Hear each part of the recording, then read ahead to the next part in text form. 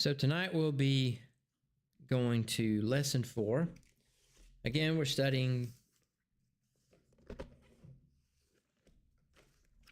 a dissertation written by Dr. Philip Gray. Took this and adapted it into a series of Bible studies. We're studying about tonight the language of resurrection. We're going to be talking about the Sadducee debate, passion predictions, and a word that changes everything. You come up with these cute titles because they're pretty pithy. I like them. They work good. No, this is entirely AI generated. I gave it the work and I give it the direction, but then I let it go loose and I give it a little feedback here and there about things. It has a few alliterations in it, which is kind of surprising for a stupid machine. I think that's because Jesse speaks to it a lot and has lots of, corny jokes that he makes with it. I'll let you listen to this. Philip was asking me about doing some narration of the book that he's working on, so I could just let the AI teach the class completely, other than, Philip's legwork on the actual book. Is Matthew the Touchstone? A Bible study based on the scholarship of Dr. Philip Anthony Gray, Ph.D. Session 4, The Language of Resurrection, the Sadducee debate, the passion predictions, and a word that changes everything. Opening, the word that keeps appearing. Let's start with a brief recap from last session, then dive into today's core passages. So, you get kind of the idea. Yeah. Well, if we could do that for the book, maybe we could give Jesse something to listen to in the truck going around. Yeah. So, in session 3, we noticed that Matthew uses a specific Greek word, egeiro, every time he describes a body being raised from the dead. The synagogue's ruler's daughter, egeiro. The disciples sent to raise the dead, egeiro. Herod wondering whether Jesus is John the Baptist raised, egeiro. Every time, without exception, the word refers to a physical body physically returning to life. And so tonight we're going to look at the two passages that complete this pattern. The Sadducee debate in chapter 22, which is the only place in Matthew where resurrection is formally discussed, and then we'll consolidate what all of this means for Dr. Gray's central argument. But before we get there, let's remind ourselves why all of this matters. Dr. Gray's research is an answer to a specific challenge. Scholars like Robert Miller have argued that Matthew never intended his resurrection narrative to be read literally. If that's true, if Matthew was writing metaphor or parable or theological fiction, then the resurrection claim loses its historical force. It becomes a beautiful story that means something spiritually, perhaps, but it doesn't claim that anything actually happened.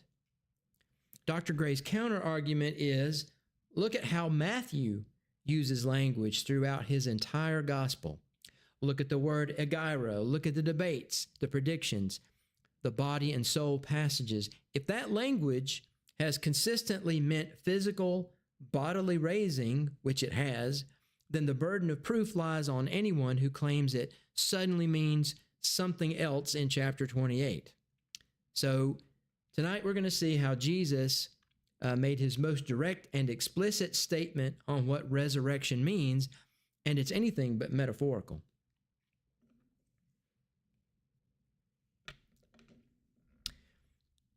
So let's talk about Matthew 22, verses 23 through 33, the Sadducee debate. This passage is the centerpiece of Dr. Gray's chapter 3. It's the only place in Matthew's gospel where resurrection and the afterlife are the direct subject of a formal debate. Jesus' answer here is crucial, not just for understanding Matthew's view, but for what Jesus himself is willing to say about the resurrection state. So, now the suggestion is that we read Matthew 22, 23 through 28 together. Somebody want to read that?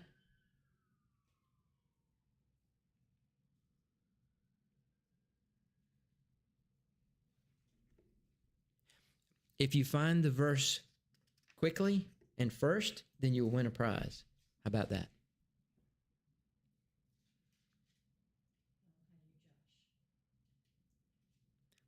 Matthew 22, starting with verse 23, on to verse 28. The same day came to him the Sadducees, which say that there is no resurrection, and asked him, saying, Master, Moses said, if a man die, having no children, his brother shall marry his wife and raise up seed unto his brother. How much you want me to read? Through 28. Okay. Then there were with us 7 brethren, and the first, when he had married a wife, deceased, and having no issue left his wife unto his brother.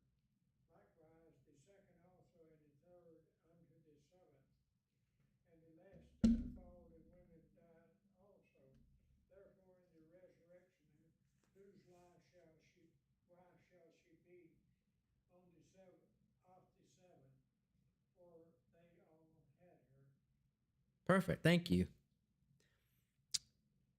That was your prize. You get to read the verses if you found it first. So, congratulations. So the Sadducees were the priestly aristocracy of Jerusalem. They rejected resurrection entirely, accepted only the 5 books of Moses, and were always looking for ways to make the Pharisees and now Jesus look foolish. So they laid what they thought was a clever trap. They invoked the Mosaic law of levirate marriage. If a man dies childless, his brother must marry the widow and carry on the family name, from Deuteronomy 25, verse 5. Then they spin out a scenario. 7 brothers each marry the same woman in succession, all dying childless. Sounds like one of those TV mysteries, right? You know, some black widow keeps marrying. Anyway, never mind. Then they spin out this scenario of the woman marrying all the brothers, all dying childless. In resurrection, they ask with barely concealed mockery, whose wife will she be? Since she cannot be married to all 7 simultaneously without violating the law against polygamy, the Sadducees believe they have exposed the resurrection doctrine as self-contradictory. If resurrection leads to moral impossibilities, it must be false.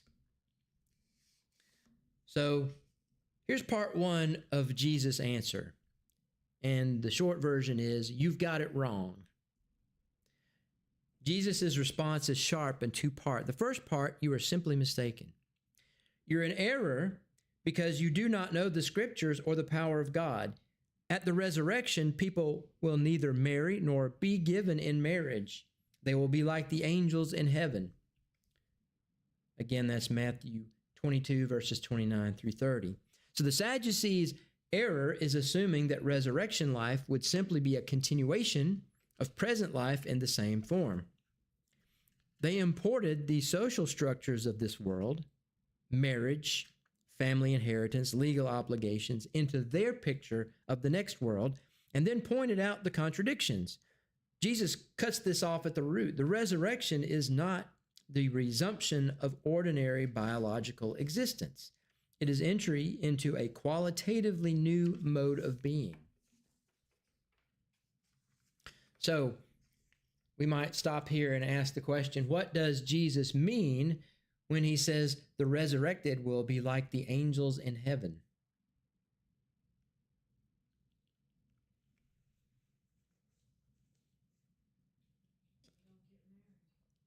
Yeah, I mean, that's a pretty direct implication, right? I mean, he's very explicitly saying that they'll be like the angels. They won't get married. There will be no marriage. And that makes sense, when you think about it. I mean, what is the purpose of marriage? Is to create a home into which you can procreate. So, assumably, there will be no childbirth. There'll be birth and no babies in heaven. I mean, that would be it, right? No more need. We got plenty of people anyway. So they don't marry, they don't reproduce, don't need the biological continuity that marriage exists to provide.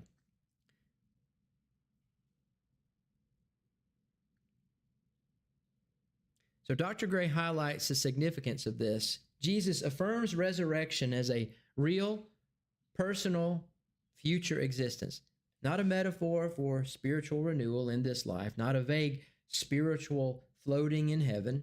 The resurrection is a distinct mode of existence, real but transformed, and it is bodily. The body is what is raised and what is transformed. So that was part one. Well, what's part two? Having corrected the Sadducees' premise, Jesus goes on the offensive. He quotes from Exodus 3:6, a passage from the 5 books of Moses that the Sadducees accepted as authoritative. I am the God of Abraham, the God of Isaac, and the God of Jacob. I am the God of Abraham, Isaac, and Jacob. Jesus draws this from the logical conclusion. God says, I am, present tense, not I was. Abraham, Isaac, and Jacob had died centuries before Moses was born. If God still identifies himself as their God in the present tense, then they must, in some sense, still be alive. They exist, and if they exist now, they will be raised at the resurrection. Matthew 22:32, he is not the God of the dead, but of the living. So this is a stunning argument. Jesus doesn't say resurrection was invented in the late Old Testament.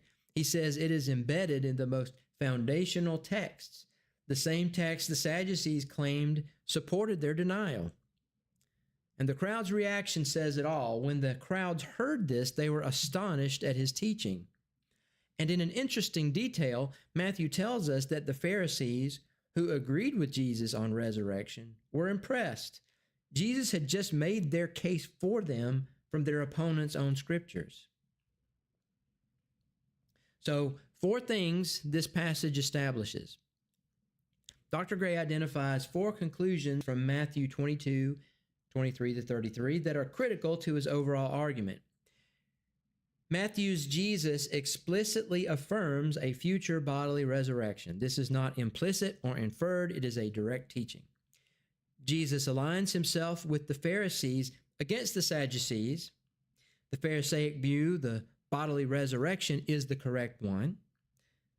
The resurrection state will be transformed and different from this life, like the angels, but it is still a real, personal, future existence. And then fourthly, the intermediate state is real. Abraham, Isaac, and Jacob are currently alive in some form, awaiting the final resurrection. Death is not the end of existence, it is the beginning of a waiting period. Chris, it seems apparent that the Sadducees didn't just try to refute the doctrine of resurrection. Mm-hmm. It appears they had gone wholesale out into a materialistic view of man to say that physical death is the end of us, because otherwise this wouldn't be a very cogent argument against their point of view. Mm-hmm. If they believed in the intermediate state, if they believed that once you die, your spirit, like in a Platonic sense, or as Philo would have said, just floats around somewhere in eternity. If they believed that, then it wouldn't be a cogent argument. Obviously, they were very materialistic, and they assume once you're dead all over like the proverbial dog rover, and that's it. And that's why this was so important. Once Jesus refuted that, which was their linchpin idea that we cease to exist in death, Mm-hmm. then the more elaborate view of bodily resurrection in the future is much easier for people to accept.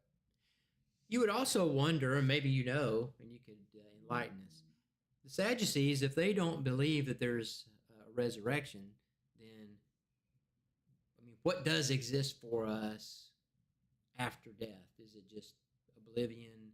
Apparently, you would have to think something like that because I don't think they put any emphasis on rewards and punishment in the afterlife. Well, that's what I'm getting to is They believe you serve God for what you can get out of this life, blessings from Him in this world. Mhm. And if those blessings just happen to be a little, I guess, on the risky side or the non-legal side, perhaps. I'm not saying that anybody was doing anything untoward, but that sort of philosophy tends to lead someone down the road of getting things in this life while they can by whatever means they can justify, right? So I just kind of wonder if that had an impact on the Sadducees, this worldliness, if it was more than just a spiritual worldliness, but perhaps it was since they were the upper class. It looks like because of that status, they're highly educated, and it's just the case in so many civilizations that the upper crust tend to be left wing, and I would label their point of view left wing in comparison to the Pharisees and to Jesus' view, because they, as I mentioned one time before, they're very syncretistic in their outlook. They weren't strict about maintaining the purity of Judaism, Mm-hmm. us against them as modern day Jews are. So many. Well, no, I'll take that back. They are today. Modern day Jews are Pharisaical in their tradition, but they're Sadduceical in their viewpoint. That's kind of ironic, but they're Mm-hmm. basically atheists, Mm-hmm. or atheistic, and yet they zealously guard their traditions, Mm-hmm. which they got from Pharisees, ironically. But the point I'm making is, I think they were very much influenced by common Greek materialism, because materialism is an ancient philosophy, philosophical naturalism. Mm-hmm. Epicurus back in the 4th century BC had already popularized it among the Greeks. So I don't know if they called themselves Epicureans, but I think they were much influenced by it. You might not be able to find a one-to-one correspondence between Sadducees' beliefs and practices and all Greek philosophy, all Epicurean philosophy, but it seems like they were influenced by it. The sort of thing that goes on in 1 Corinthians 15, where Paul excoriates the brethren, therefore, having been influenced by somebody, some teachers came in to say there is no resurrection of the dead. And Paul understood them not to just, again, attack the bodily resurrection aspect, but to accept the Greek idea of life after death, the disembodied spirits. He seems to understand them to deny any afterlife, because it says, if in this life only, you know, we have hope, we are of all men most miserable. Mm-hmm. So he interprets what those false teachers were influencing, negatively influencing the Corinthians to believe, as being a materialistic point of view. Now, I know that's controversial. A lot of scholars in the world out there who deal with this 1 Corinthians 15, vociferously deny that. They say, oh no, it's not like our debates today between atheists and theists. Mm-hmm. This is just between those who believe in disembodied spirits and those who believe in resurrection. I see how Paul would make that statement, though, if in this life only we have hope, because his opponents could say, but we have hope that we'll be floating spirits in the next life. That's why we're Christians. Mm-hmm.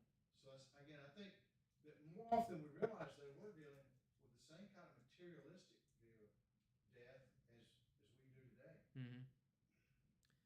It seems like that would lend itself to more of a mechanistic view, basically going through the motions, the pomp and circumstance, the traditional sort of things that people fall into with that. That's all you basically have. You don't have if you don't have anything to hope for in the world to come, then all you have right now is the physical, the things that again, the important. Not them too much, but that seems to be typical of a number of modern day Jews who it's just they believe in evolution. They don't believe in Mosaic account. Mm-hmm. But they would defend, and if anybody attacked it, they'd say you're anti-Semitic. They could attack it, but Gentile couldn't. Mm-hmm. Goyim could not. But anyway, they're very much into their traditions, wearing their stupid beanie hats and things, but they don't like anybody that would question their traditions and even question their consistency. But why are you traditionally a Jew, but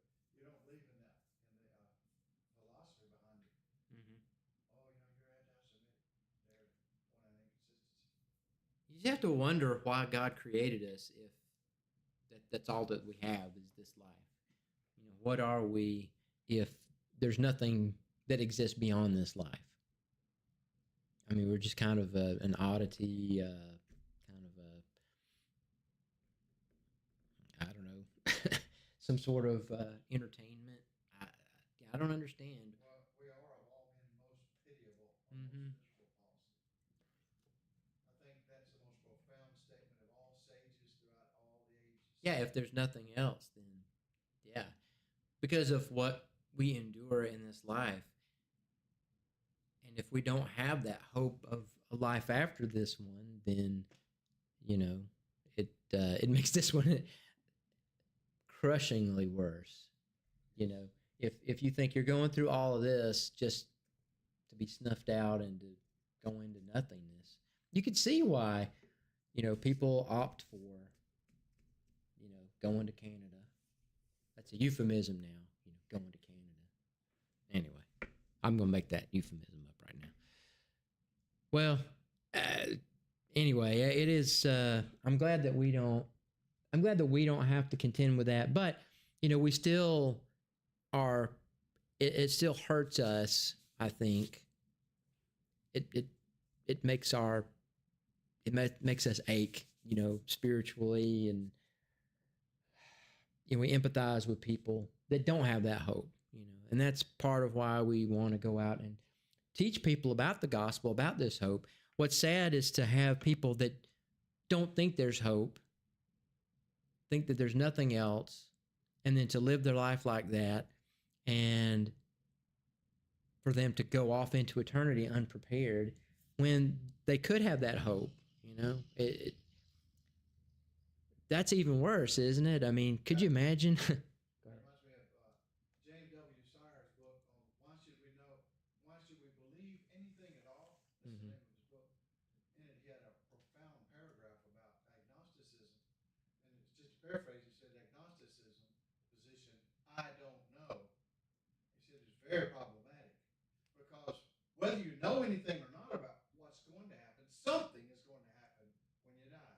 Either you go into oblivion and total extinction, or you go off and you have to answer before some higher power, as all the world's religions have ever taught in some form or another. Mm-hmm.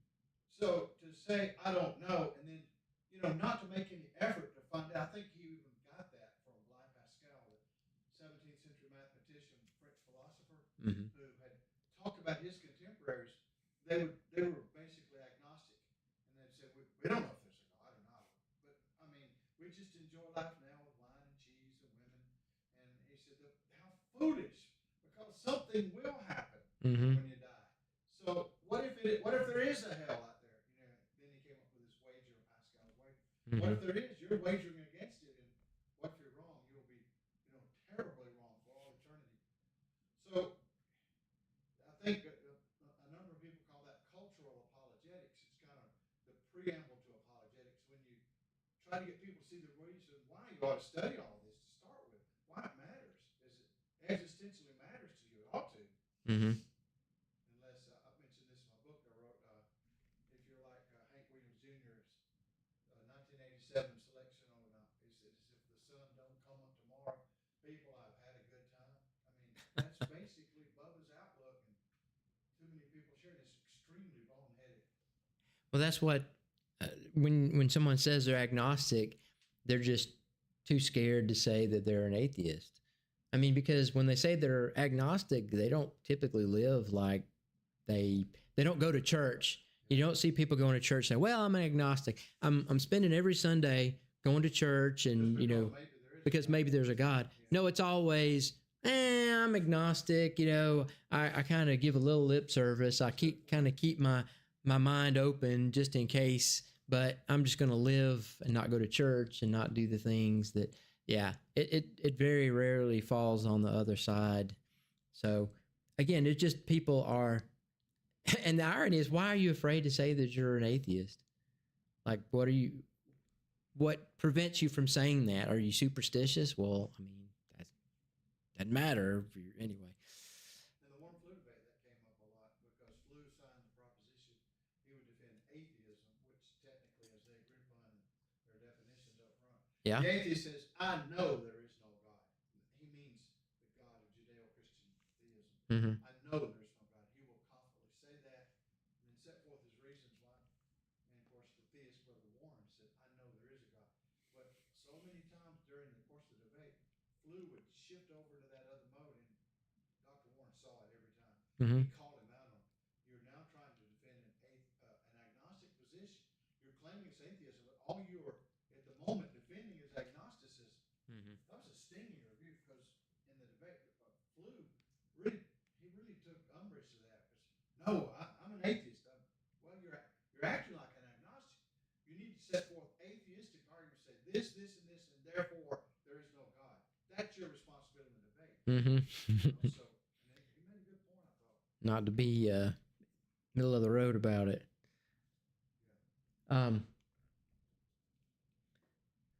So part 2 is the sign of Jonah, which we're going to refer to as a time-stamped prediction. Earlier in his ministry, Jesus was challenged by the Pharisees and teachers of the law. Teacher, we want to see a miraculous sign from you. Jesus refused except for one sign. Matthew 12:39-40, Jesus says, a wicked and adulterous generation asks for a sign, but none will be given it except the sign of the prophet Jonah. For as Jonah was 3 days and 3 nights in the belly of the whale, so the Son of Man will be 3 days and 3 nights in the heart of the earth. Dr. Gray invites us to look carefully at what Jesus is predicting here. The comparison is to Jonah, a man who physically entered the fish, was physically trapped in darkness, and was physically released. The event Jonah experienced was bodily. He went in, he was enclosed, he came out. The sign of Jonah is specifically the rescue of the person from his entombment, a physical deliverance. And then there is the timestamp, 3 days and 3 nights. This is specific, historical, verifiable. It is a prediction with a built-in test. If the Son of Man does not emerge from the earth within 3 days, the sign has not been fulfilled. And I think that there is some controversy about that, but I think it is well established that the 3 days did occur. Those 3 days, did transpire.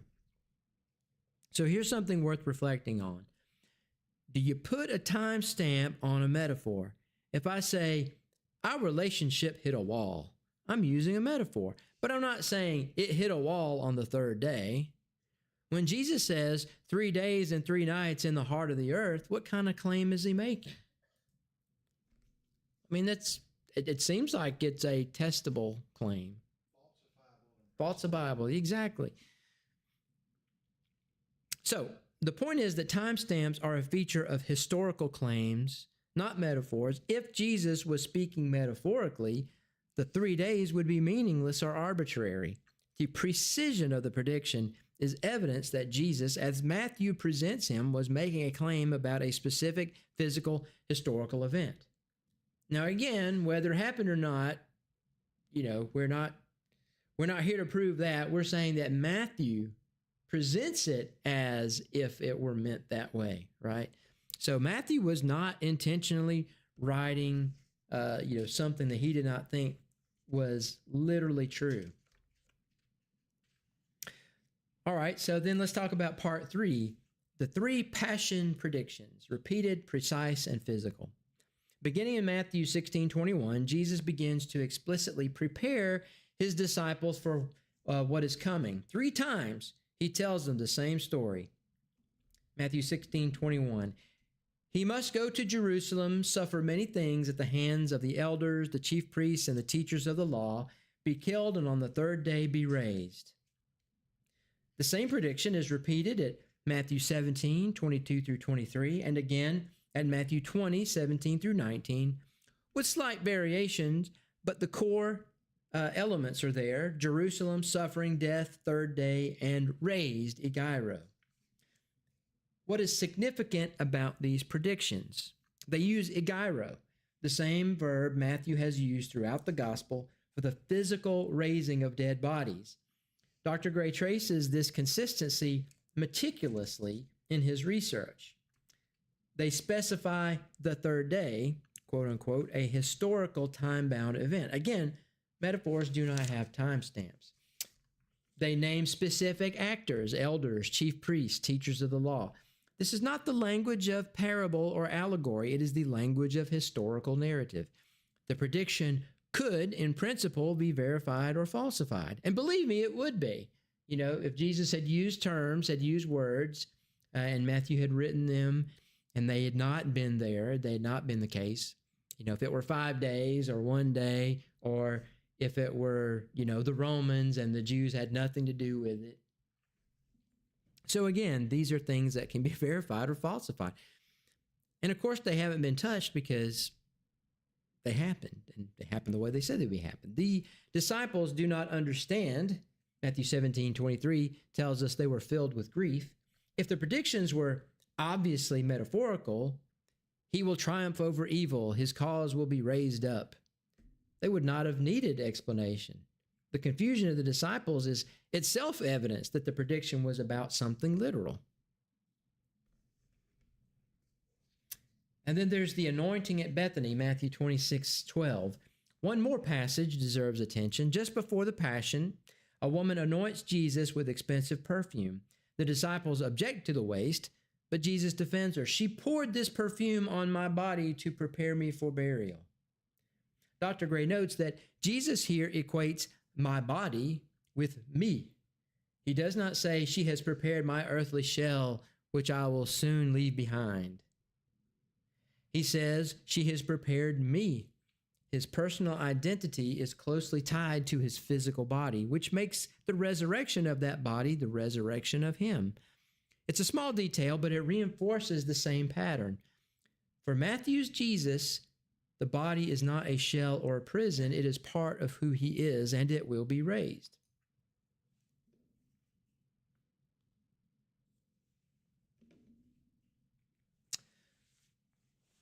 So let's talk about what egeiro means in Matthew. We've now traced the Greek word egeiro through Matthew's entire gospel, from the raising of the synagogue ruler's daughter in chapter 9 all the way to the passion predictions in chapters 16 through 20. So let's state Dr. Gray's lexical conclusion plainly. The Greek verb egeiro, to raise, appears consistently throughout Matthew's gospel in contexts where physical bodies return to physical life. Dr. Gray surveyed every occurrence of this word in Matthew and found the following, and we're just going to list them quickly. It's used for the synagogue ruler's daughter, a physically dead body raised. It is used in the commission to raise the dead, that is physical healings. It is used in the list of messianic signs, concrete physical miracles. It is used when Herod speculates about John the Baptist, physical bodily return. It is used in all three passion predictions that we just mentioned, physical rising on the third day. It's used for the sleeping saints, which we again alluded to earlier, bodies coming out of tombs. And it's used in the angel's proclamation at the empty tomb. He has risen. In every single instance, the word describes a physical body physically returning to life. There is no passage in Matthew where egeiro is used figuratively or metaphorically. None. So, Dr. Gray's conclusion, Matthew is his own best lexicographer. The meaning of egeiro in chapter 28 is determined by its meaning in every other chapter, and that meaning is consistently, invariably physical. So this lexical finding is the linchpin of Dr. Gray's entire dissertation. The scholars who argue that Matthew intended a metaphorical resurrection, Miller, Crossan, and Borg, must explain why egeiro suddenly means something different in chapter 28 than it has meant in every other chapter. They have not offered that explanation because there is no literary evidence for it. Is that fair to say?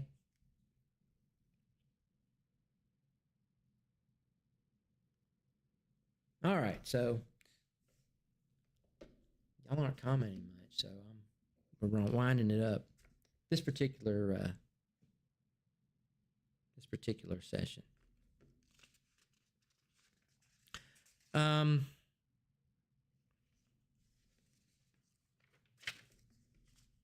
let's see.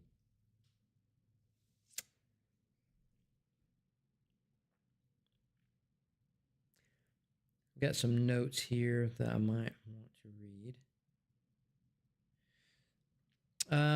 So, and there's also I mentioned 1 Corinthians 15, 12 through 22, of course. Paul's argument here parallels Dr. Gray's in an interesting way. Paul also argues from consistency. If there's no resurrection, then Christ has not been raised. And if Christ has not been raised, our faith is futile. Also, again, perhaps we could mention it. The passage talking about the Sadducee debate is one of the great debates of Jesus' ministry and worth spending real time on it. The Sadducees were not asking in good faith. Their question is a gotcha. But Jesus' answer is masterful. He refuses to play their game and instead changes the terms of the debate entirely. He doesn't try to answer the question of who the woman would be married to. He simply points out that the question is built on a false premise. Resurrection is not a continuation of this life, it's a transformation. Once that's established, the Sadducees' dilemma evaporates. And an additional note, Jesus' argument from Exodus 3:6 is not just clever rhetoric, it's a serious theological argument that took his opponents completely off guard. By showing the resurrection is implicit in the most foundational Mosaic texts, the Sadducees' own canon, Jesus demonstrates that the rejection of resurrection is not a straightforward reading of the Pentateuch. It is a choice to read it in a particular way. The Sadducees were not following the plain meaning of their own scriptures. So again, that's a misunderstanding, but is it a deliberate misunderstanding? That happens quite a bit. People have particular viewpoints, and so they tend to twist and distort scriptures that could be easily understood if you just read them plainly. If you think of their other problem, they didn't know the power of God. They should have. There was no reason they wouldn't know the power of God. God could easily raise dead bodies if he created the world. That's not a hard one. But they didn't know that, so that was part of their prejudice to prevent them from seeing any evidence of resurrection or afterlife being taught in Pentateuch. Mm-hmm. Just basically questioning the power of God. And that sounds pretty modern, doesn't it? Mm-hmm. You kind of wonder, you talk about other people, other cultures, and their views of the afterlife, and we've talked about how they are strikingly similar in a lot of ways, although they are off the mark when it comes to, what becomes of us ultimately. You have these ideas of the river Styx and the boatmen taking you across the river. A lot of them do have this concept of a place of punishment or a place of pleasure, reward. Although a lot of them just have the punishment part of it, which is kind of sad. You kind of think that maybe that's a reflection of the life that they lived. I mean, if you think life can be hard now, imagine living back then, and just barely scraping by physically, and then you can imagine that their ideas of the afterlife kind of paralleled. What could we imagine in the unending eternity of the world to come? But it kind of makes you wonder, what was said, during the patriarchal age. What kinds of teachings were there? Of course, you have what the most ancient text, Job, and you can glean some from that. We talked about the spirit conversation there. You just kind of wonder what knowledge was handed down. Was much. The weird case of Enoch, who was translated that he should not see death. Mm-hmm. Bob just says literally in the original, he was not. He was and he was not. Sort of like that epitaph later you hear from the Romans and Greeks. But what it meant was he walked with God. He was a good man upon the earth, Genesis 5, and then suddenly he was not. But God took him, and of course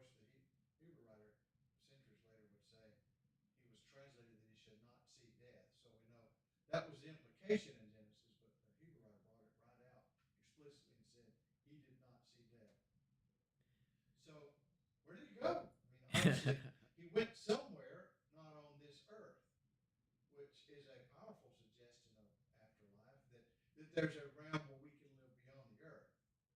So that would appear that in lieu of death, he was taken to that place.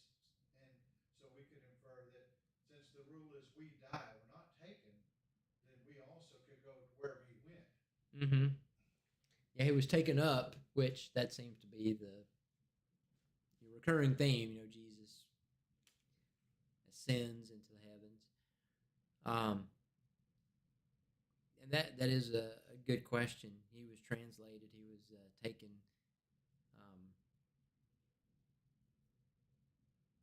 Yeah, if you really wanted to get into a dispute that would be profitless, I think, because there's not enough evidence, you could ask, did he go to the intermediate stage or did he go directly to heaven?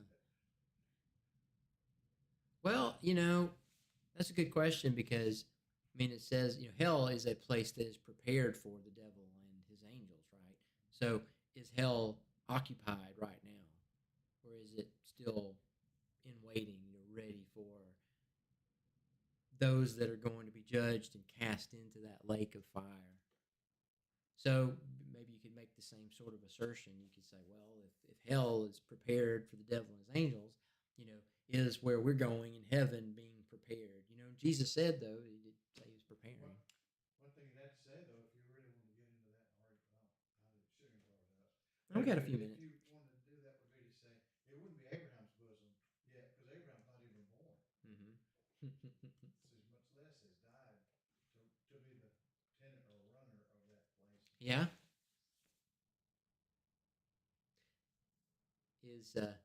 Is it literally Abraham's bosom though, or is that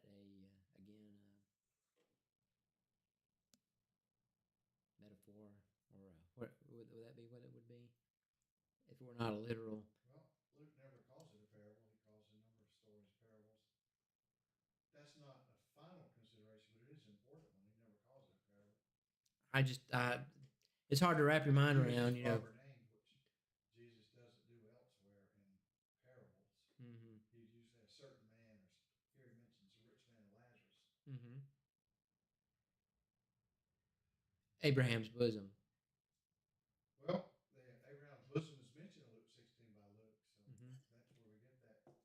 And Seventh-day Adventists argue, of course, that's a parable, they would say. Therefore, it doesn't describe any reality beyond this life. It's just a parable. It's just a fictitious story to make some sort of point, and they're not real clear. It's kind of ambiguous about what that point is being made.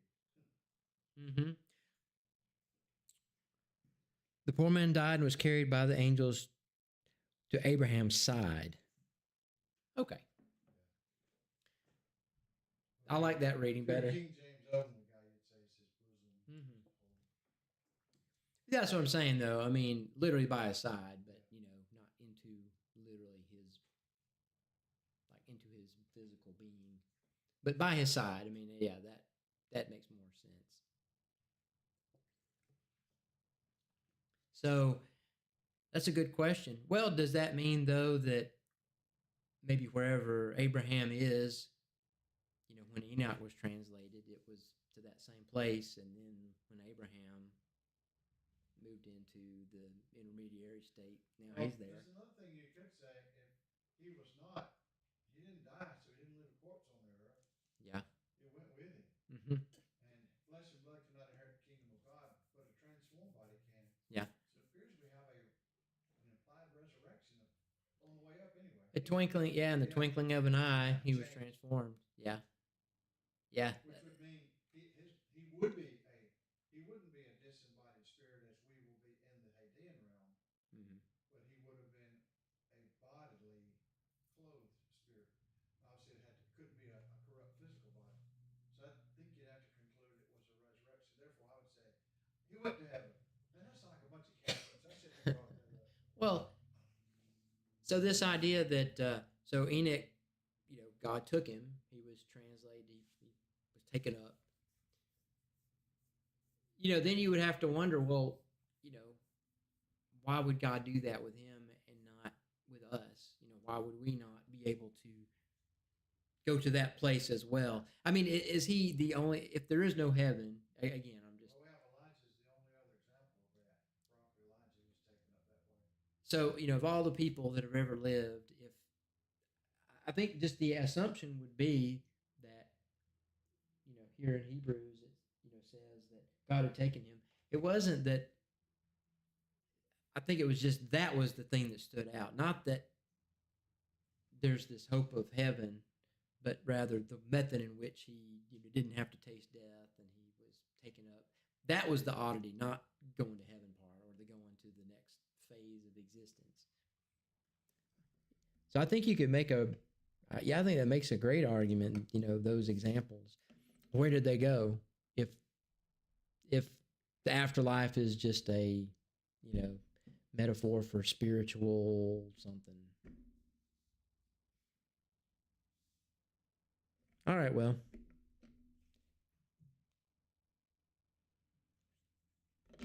Talk about that next week.